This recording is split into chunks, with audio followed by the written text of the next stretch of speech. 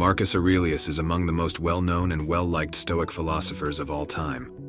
After Christ, he ruled from 161 to 180, the last of the 5 good Roman emperors to hold the position. He was one of the most powerful people on the planet at the moment, and he could indulge all of his cravings and temptations if he so desired. However, he made the decision to live his entire life seeking justice and equity.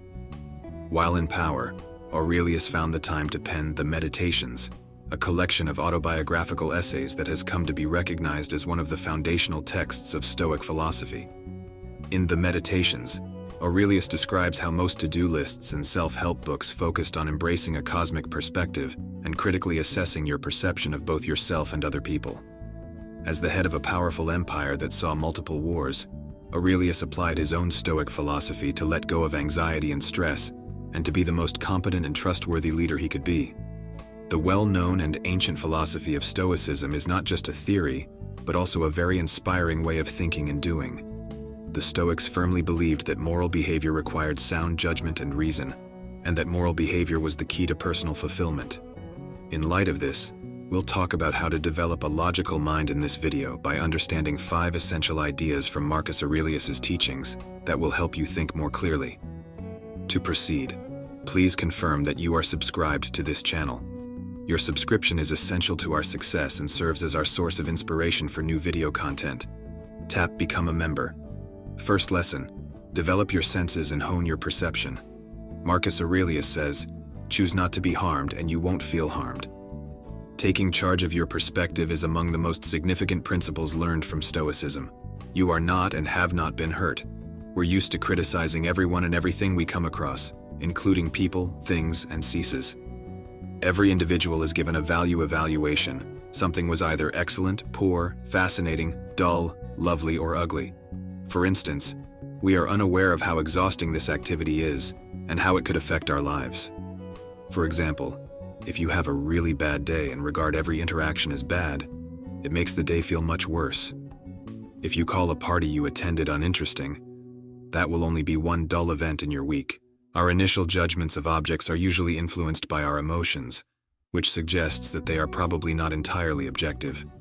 In addition, we tend to judge every moment of our lives, which is closely related to our tendency to speak in metaphors and exaggerations that make things seem worse.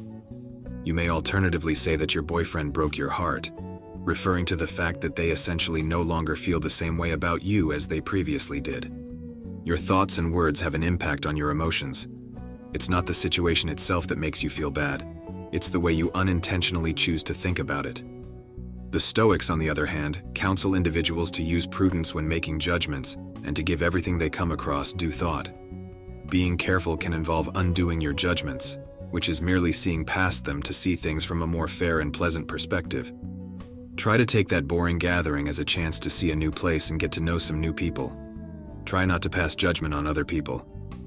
Alright, so you may find out later on that you didn't really click with anyone, but you weren't prepared for anything unfavorable.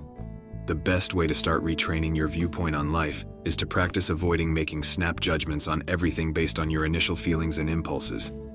Every time you find yourself holding an opinion, try to take a moment to consider the following. Is this reasonable? What is the basis for my opinion? Is there a more truthful or positive interpretation of this? According to Marcus Aurelius, evils can only occur if they are seen as such. This suggests that whatever challenging experience you've had, the more challenging you perceive it to be, you therefore have total control over how much a given set of circumstances affects you. The Stoics also advise you to find the positive aspect or opportunity in every bad situation. Developing a Stoic perspective presents a task of turning the hurdle upside down. When a new employee is a slow learner and their mistakes negatively impact the company's profits, you could become frustrated. This employee obstructs your ability to operate profitably, efficiently, and successfully. However, this situation may also offer an opportunity for good. You will have the opportunity to hone your patience, improve as a teacher, discover how to incorporate new team members, and gain experience managing pressure-filled circumstances. Over time, all of these skills ought to increase your income and make you more employable. Regarding this subject, it is said by Marcus Aurelius that the impediment to action advances action. In other words, what stands in the way finally becomes the path. In conclusion, Instead of giving everything you come across a negative assessment, take the time to view things objectively. You might find that life is easier and more obvious than you first thought. There is an optimistic interpretation for every scenario, as well as a more optimistic one. Once you make the required mental adjustments, nothing will irritate you as much, and your life will flow much more effortlessly. The second lesson is to master emotional restraint through developing it. Marcus Aurelius advises against letting our emotions override what our brains are teaching us. Stop being irritable, self-centered, and hypocritical. It seems sense since behaving irrationally is often portrayed as being very different from responding emotionally. Our own emotions are the greatest factor that might cloud our judgment. Controlling your emotions is therefore one of the most important skills to master if you want to think clearly at all times. In example, Marcus Aurelius thought that anger does more harm than good. Despite what many people may think or try to believe, controlling your emotions does not mean suppressing them. You can't hide your intense fury after a betrayal by telling yourself or other people that it's not there, or by pretending like nothing is wrong. Regardless of how hard you push it, it will persist. The Stoics teach that redirecting intense feelings such as anger can help one control them. So the next time you feel upset, think about what you can do with it. Can you really get better by yelling at the person who hurt you, even though it can be attractive? Will it improve the individual who deceived you? Stated differently, think about what you are tempted to do, and then decide if it is beneficial. If not, seek out positive channels for expressing your emotions. Maybe you can get better outcomes if you try to comprehend the other person's point of view and have a gentle conversation about your feelings with the one who hurt you. You can also use any other activity that might help you let go of your anger, such as working out, playing video games, or journaling. Later, consider worry or anxiety as another example. You can't just push it down, you can only steer it. Anxiety can be used as a tool to push yourself, accept the actions that cause it, and be aware of it all the time, rather of letting it immobilize you. Suppose you're too scared to ask for a raise from your company. This type of anxiety is sometimes used as a justification by people to give in to their anxieties and avoid taking action. Some people may be able to deal with it and see their concern as something that must be repressed and disregarded since it is impeding their ability to proceed. That need not be the case, though. Alternatively, you can find a healthy way to express your fear, and it may even be helpful. For example, this worry makes you think about everything that could go wrong, which could lead you to consider all the questions your supervisor could ask, and all the possible arguments in opposition to them. In this manner, you can plan ahead and get ready for any situation that might come up.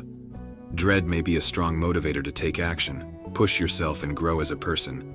Prove to yourself that you can accomplish your goals and take the step, not despite but partly because of your dread. And in that scenario, you could say, "How awesome that I'm trying this anyway," while being aware of your fear the entire time. Strong emotions can be readily redirected, which will help you stay calm under pressure, and never let your feelings get in the way of making sensible decisions or rational decisions. Emotional self-control is the key to living a more peaceful existence. Utilize the duality of control exercise and the control dichotomy. The split between what we can control and what we cannot is known as the dichotomy of control. Marcus Aurelius stated in the third lesson, "You have control over your thinking, not external events." Realizing this will give you courage. For example, you cannot control the weather, traffic patterns, or other people's viewpoints. You do, however, have some control over how you look, when you leave, and who you hang out with. Thus, whenever an event occurs that makes you feel a certain way, ask yourself, what am I in control of? You should act on what you can control and learn to accept and appreciate the things that you cannot control without let them affect you. If you can discern between these two things and react appropriately, you can instantaneously purify your thinking. A key element of the dualism of control is amor fati, or the love for fate. If you embrace all that life throws at you, you will always be in love. You have no control over fate or your environment, but you can choose to appreciate your life regardless of what happens to it. If you've been applying for a job for years and been rejected, you might think there's no way out. You applied for the job but were not hired. It is impossible to pretend to adore fate in this situation. But this is a miscommunication. Instead of viewing the fact that you weren't able to accomplish your goal as a negative, look at what led to the unfavorable consequence and utilize it to guide a constructive course of action. Either you succeeded, and that's why you were passed over for the job, or you didn't get the job and you can change this by improving for the next time around when a similar opportunity arises. Nepotism or a personality clash with an employee of the hiring team are two other scenarios. Since you never had control over it, the opportunity was never truly there. Thus, there's no point in becoming incensed over something that never was. One part of accepting fate is removing yourself from a predestined outcome and from external success markers. Your success will be determined by the whims of the era's book market.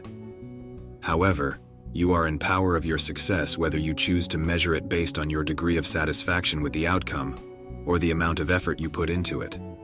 For example, if you want to be a writer and count the number of books sold as your success, by all means, put up your best effort to accomplish your objectives, but never lose sight of the fact that you might not be successful in doing so, and accept this possibility beforehand.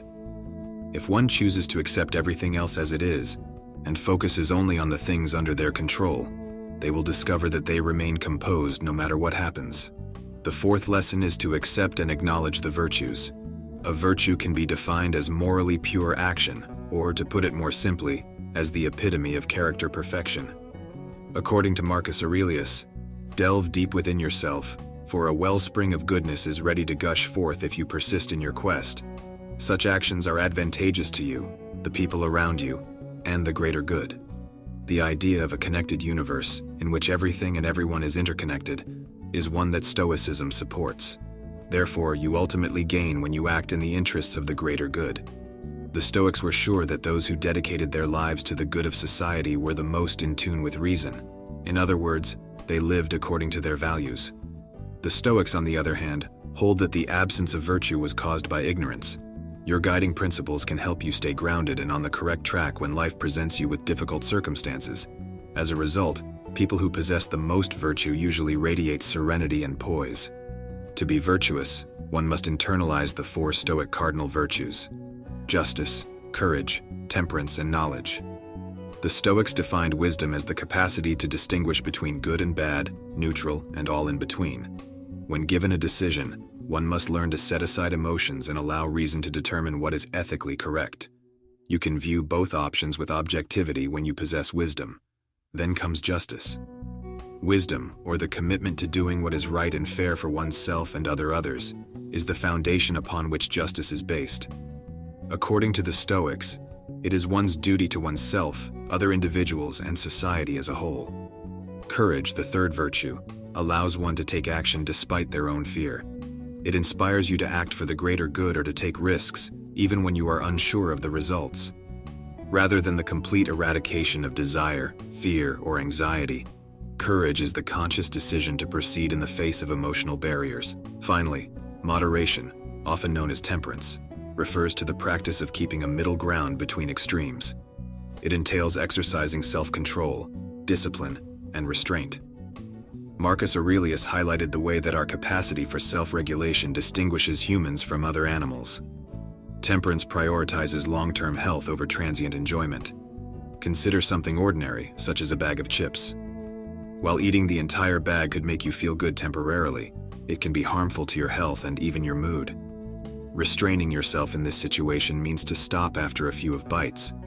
Wisdom determines how much is right to eat before giving up. Based on individual preference, Stoicism classifies items and behaviors into three categories: good, terrible, and neutral. The maxims were to pursue virtue, avoid vice, and welcome apathy.